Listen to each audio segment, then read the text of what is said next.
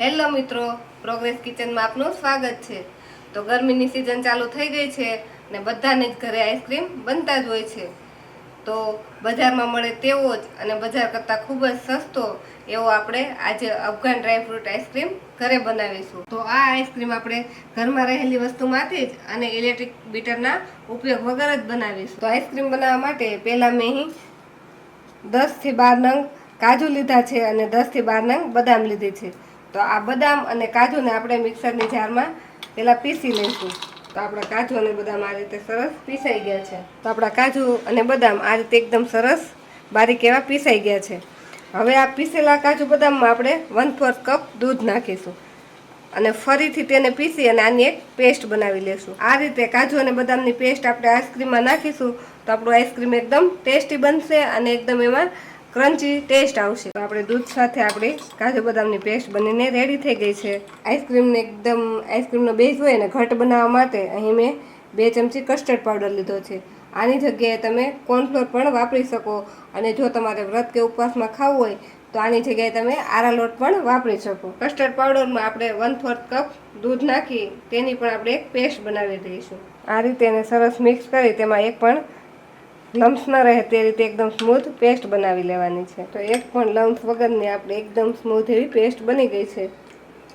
તો આ બંને વસ્તુને આપણે અત્યારે સાઈડમાં રાખી દઈશું। તેમાં 500 ml હું દૂધ ઉમેરું છું। આ દૂધ મેં ફૂલ ફેટવાળું લીધું છે। આની જગ્યાએ તમે ઘરમાં આવતા કોઈ પણ દૂધનો ઉપયોગ કરી શકો। આ દૂધને આપણે 5 મિનિટ માટે ગરમ થવા દઈશું અને આમાં એક બોઇલ આવવા દઈશું। 5 મિનિટમાં આપણા દૂધમાં એક બોઇલ આવી ગયું છે।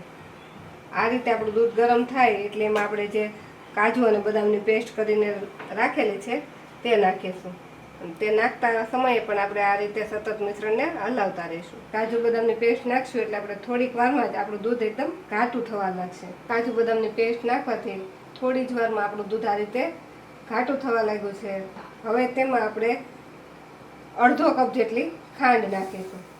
આ ખાંડ તમે તમારા ટેસ્ટ પ્રમાણે વધારે ઓછી કરી શકો। ખાંડ નાખવાથી થોડીક વાર આપણું દૂધ પાછું પાતળું થઈ ગયું હોય તેવું લાગશે। સતત આપણે આ રીતે હલાવતા રહીશું અને દૂધને હજી 5 મિનિટ માટે ગરમ થવા દે। ગરમ થતું હોય ત્યારે આ રીતે સાઈડમાં જે મલાઈ ચોટે તેને આપણે આ રીતે દૂધ સાથે મિક્સ કરતા જઈશું। આ રીતે આપણું દૂધ સરસ ઉકળે છે ત્યારે આપણે જે કસ્ટર્ડ પાવડરવાળી પેસ્ટ બનાવીને રાખી છે તેને એકવાર આ રીતે ચમચીથી હલાવી લેશું કે જેથી જે કસ્ટર્ડ પાવડર તળિયે બેસી ગયો હોય તે ફરીથી એકરસ થઈ જાય। અને આને આપણે થોડો થોડો કરી અને આપણે એને આ આઈસ્ક્રીમના બેઝમાં નાખીશું। અને જ્યારે પણ કસ્ટર્ડ પાવડર કે કોર્નફ્લોર ગમે તે નાખો ત્યારે આ રીતને દૂધને સતત હલાવતા રહેવાનું। પાવડર નાખવાથી થોડીક જ વારમાં આપણું દૂધ એકદમ સરસ ઘાટું થઈ જશે। તો આ રીતે દૂધ ઘાટું થાય એટલે એને આપણે 5 મિનિટ માટે આ રીતે સતત હલાવતા રહીશું। કસ્ટર્ડ પાવડર નાખવાથી 4 થી 5 મિનિટમાં જ આપણું દૂધ આવું ઘાટું થઈ ગયું છે। હવે આપણે આ દૂધને આપણે 1 થી 2 મિનિટ માટે હજુ આ રીતે ઉકળવા દઈશું। પણ કસ્ટર્ડ પાવડર નાખ્યા પછી આપણે સતત આ રીતે તેને ચલાવતા જ રહેવાનું, નહીંતર કસ્ટર્ડ પાવડર તળિયે ચોંટી જશે। તો આપણો આઈસ્ક્રીમનો બેઝ બનતા ફરીથી 5 મિનિટ જેટલો સમય થઈ ગયો છે અને એકદમ આ મિશ્રણ ઘાટું થઈ ગયું છે। અને ચમચાની સપાટીને આપણે પાછળની સાઈડ જોઈએ તો આ રીતે આપણે કરીએ તો એકદમ લાઈન થઈ જાય છે। તો આવું ઘાટું મિશ્રણ થાય એટલે આપણું બેઝ બનીને રેડી થઈ ગયો છે। તો હવે આપણે ગેસને બંધ કરી દઈશું અને આને આપણે રૂમ ટેમ્પરેચર પર આવે ત્યાં સુધી ઠંડુ થવા દઈશું। તો આપણો આઈસ્ક્રીમનો બેઝ ઠંડો થાય છે ત્યાં સુધીમાં અહીં મેં 200 ગ્રામ વ્હીપ ક્રીમ લીધું છે। આની જગ્યાએ તમે ફ્રેશ ક્રીમ કે ઘરની ફ્રેશ મલાઈ પણ લઈ શકો।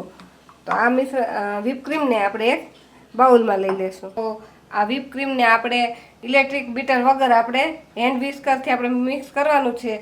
તો તેના માટે એક આપણે જેમાં ક્રીમ લીધું હોય તેનાથી થોડુંક એક મોટું વાસણ લઈશું અને તેમાં બરફના ટુકડા નાખીશું।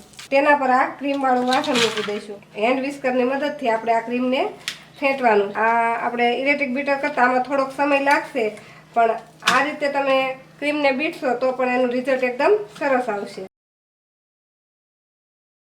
તો આ ક્રીમને આપણે સતત આ રીતે એક જ દિશામાં આ રીતે હલાવતા રહેવાનું છે। આ પ્રોસેસ કરતાં આપણે 5 થી 7 મિનિટનો સમય લાગશે। ક્રીમ છે તે 5 થી 7 મિનિટમાં આ રીતે સરસ ફેટાઈ ગયું છે અને આપણે જે આઈસ્ક્રીમનો બેઝ બનાવીને રાખેલો હતો તે હવે આ ક્રીમની સાથે આપણે મિક્સ કરી દઈશું। આપણું ક્રીમ અને આઈસ્ક્રીમના બેઝને આપણે મિક્સ કરી દઈશું. તો મારે ક્રીમ અને જે બેઝ હતો તેને મિક્સ કરવામાં થોડું વાસણ નાનું પડ્યું, તો મેં અત્યારે બીજા વાસણમાં ટ્રાન્સફર કરી લીધું છે.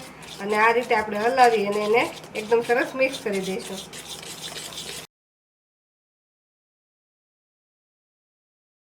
જે આ જે આપણે ક્રીમ લીધું છે તે જે કેકને આપણે ડેકોરેશન કરવા માટે લઈએ તે ક્રીમ છે.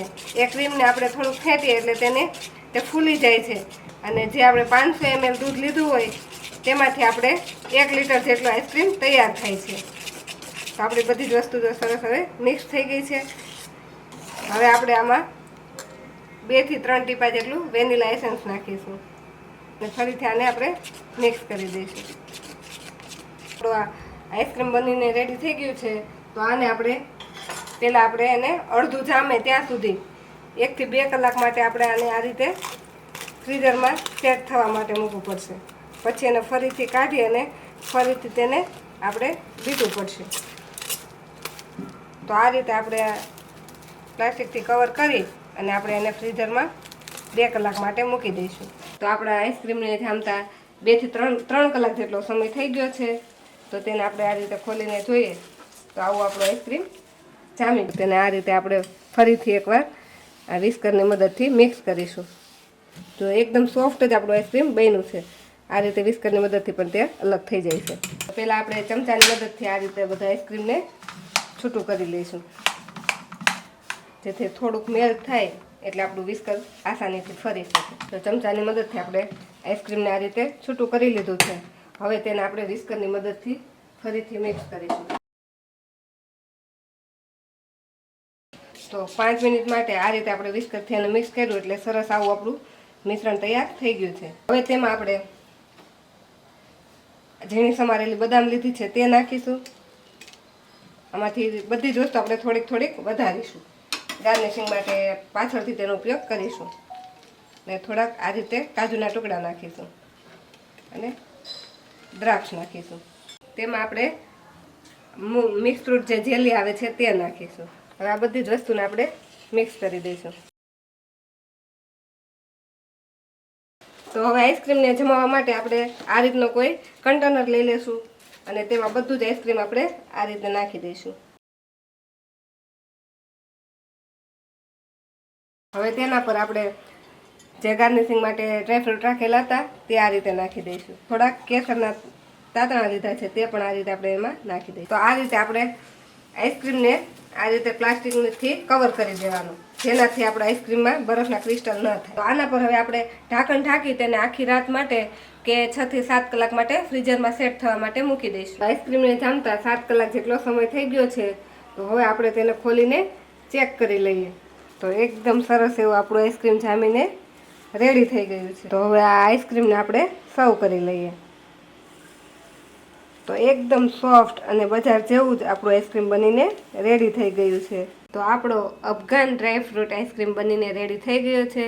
આ આઈસ્ક્રીમ ઘરમાં રહેલી વસ્તુમાંથી અને બજાર કરતાં ખૂબ જ સસ્તો બનીને તૈયાર થાય છે. જો તમને અમારી રેસીપી ગમી હોય તો અમારા વિડીયોને લાઇક કરો અને પ્રોગ્રેસ કિચન ચેનલને સબસ્ક્રાઈબ કરો.